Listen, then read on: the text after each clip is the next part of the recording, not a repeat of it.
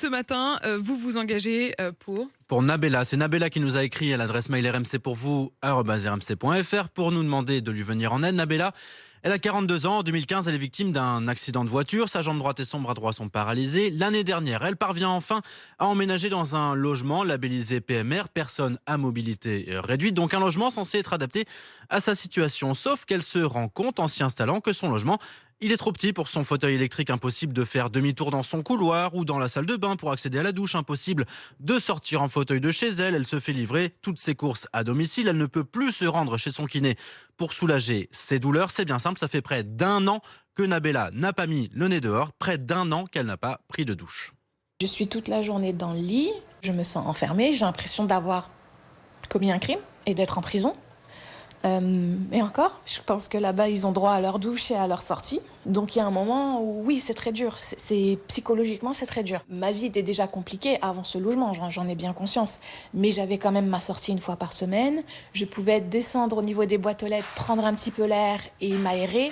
Là, j'ai plus ça.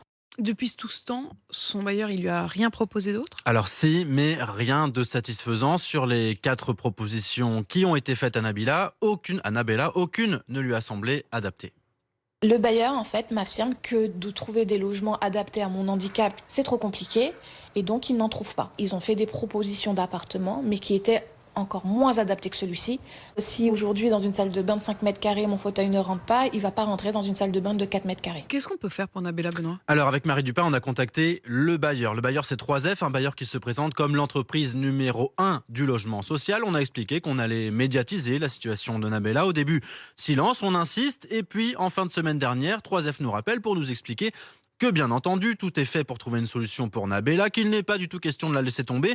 On obtient donc une interview finalement annulée pour se concentrer sur le travail de fond, la recherche d'un logement pour Nabella, nous a-t-on dit.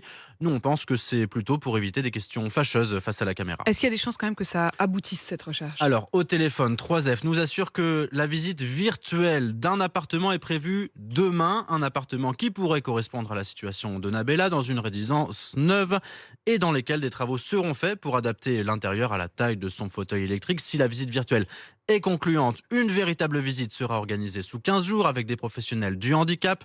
Visite à laquelle Nabella sera évidemment conviée. Il faudra ensuite à nouveau compter 15 jours pour effectuer les travaux. Et dans 1 mois, si tout va bien, Nabella devrait pouvoir emménager dans son nouveau chez elle. C'est la promesse qui nous a été faite par 3F et on va évidemment être attentif à ce que Nabella soit Je satisfaite. compte sur vous, bien sûr. Et quand vous dites que Nabella sera conviée à la visite de l'appartement, on se demande un peu comment est-ce qu'elle pourra y aller.